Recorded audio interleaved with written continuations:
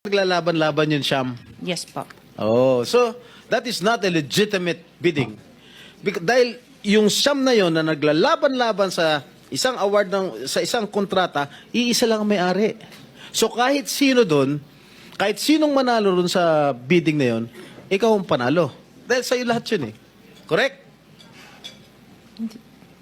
Tama?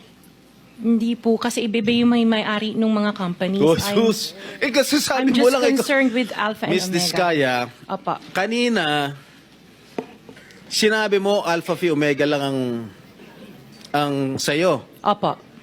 Nung tinanong kita ulit, in-enumerate ko lahat yung siyam na korporasyon, inamin mo sa'yo lahat yun.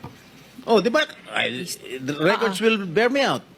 Opo. Oh, ngayon, ang tinatanong ko sa'yo, yung bang siyam na korporasyon na yon, Panglimang tanong na. naglalaban-laban ba sa bidding yan? Panglimang Yes tanong po. na yan eh. Sabi mo kanina, last question. Hindi ba sumagot? Ay, sumagot. Oh. Hindi, sigutin mo. Opo, sumagot ako. Oh, Opo. naglalaban-laban. Opo. So pag Sumagot naglalaban-laban yung siyam na korporasyon sa isang kontrata, at kung sino manalo ron, kahit isa sa siyam na manalo, sa'yo pa rin yun, ikaw pa rin ang panalo. Correct? Opo. Oh.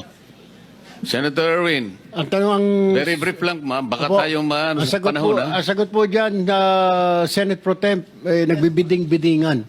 Minsan naglalaban-laban yun, Sham.